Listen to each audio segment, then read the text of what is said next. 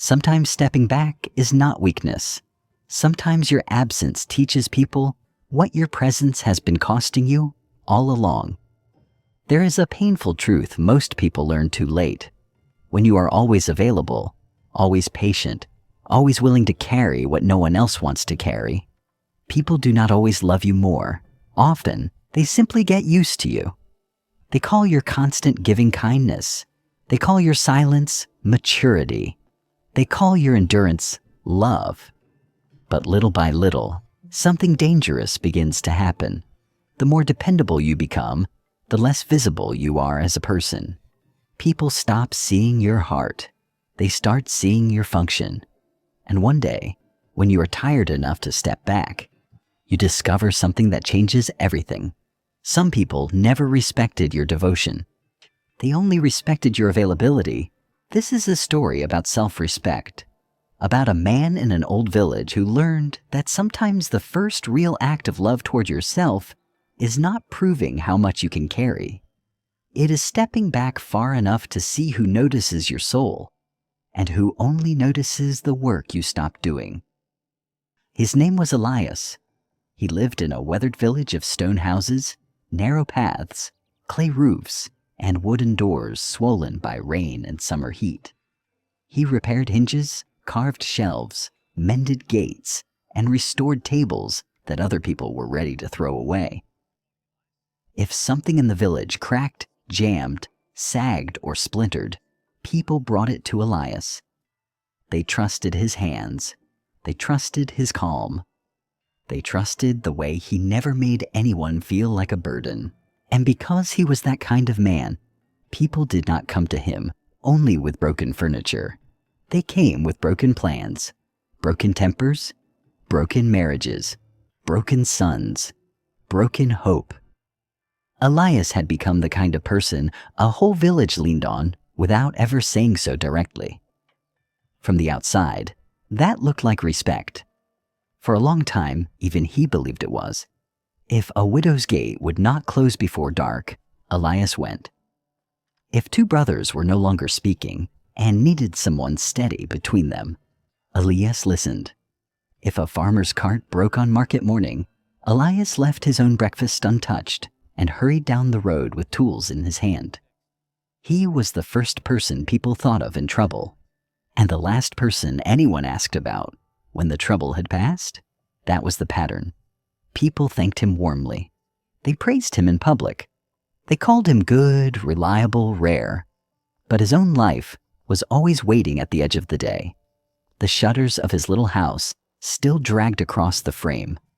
The fence behind his garden leaned farther each season. A beautiful cedar chest he had once started carving for himself sat unfinished beneath a cloth, gathering dust in the corner of his workshop. Elias always meant to return to it, but each day, someone else's urgency arrived first. And this is how self-respect quietly erodes in many lives. Not because a person is hated, but because they become so useful that they begin treating their own needs as negotiable. One cold evening near the start of winter, the village came for him all at once.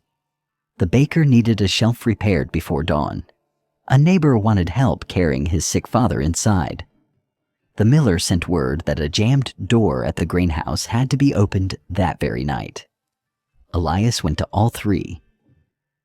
By the time he returned home, rain had pushed through the crack above his own window. Water dripped onto the floorboards beside his bed. He stood there in the dark, exhausted, looking at the small mess in his own house that no one had seen, because no one had needed to see it. The next morning, his body refused to keep obeying him. For the first time in years, Elias did not open the workshop. He stayed home for 3 days with fever in his bones and heaviness in his chest. At first, he thought people would come asking how he was. Some did come, but what they mostly brought with them was inconvenience. What are we supposed to do about the west gate now? I told my cousin you would fix the bench today. The mill can't keep waiting. When will you be back on your feet? Not one of those questions was cruel on its own. That was what made the truth so sharp. They did not sound like people missing Elias. They sounded like people missing access to what he did for them.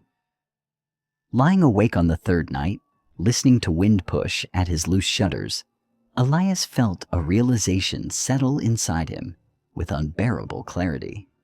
He had mistaken being depended on for being deeply valued, and those are not the same thing.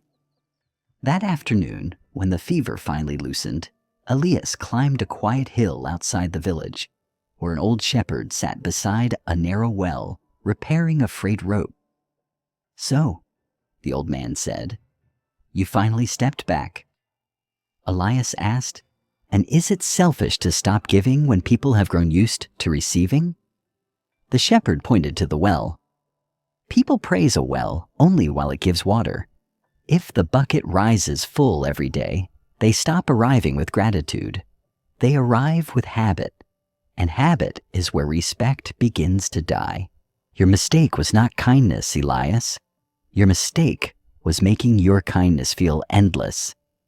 When something feels endless, people stop treating it as sacred. Stepping back is not the lesson. It reveals the lesson.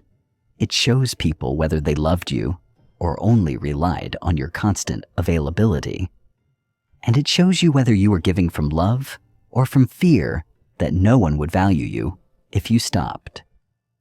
When Elias returned to the village, he did not become colder. He became clearer. He reopened his workshop, but not before sunrise and not after dark. He helped, but not at the cost of abandoning his own roof, his own meals, his own unfinished life. Some were surprised, some were offended, a few disappeared, but others changed. They knocked instead of pounding. They asked instead of assuming. They waited. They paid fairly. They thanked him differently. And in the evenings, Elias finally uncovered the cedar chest in the corner of his shop. He sanded the wood. He shaped the lid. He finished what he had once begun for himself. Sometimes stepping back is not punishment. It is perspective. Sometimes your absence teaches people what your presence has been carrying in silence. And sometimes it teaches you something harder. That usefulness is not the price of love. If this story felt familiar, write in the comments where in your life you need to reclaim your space, your time, or your self-respect. And if you want more quiet stories about boundaries, healing, and the courage to choose yourself, stay with Wisdom Tales. Some stories do not just comfort you, they change the way you live.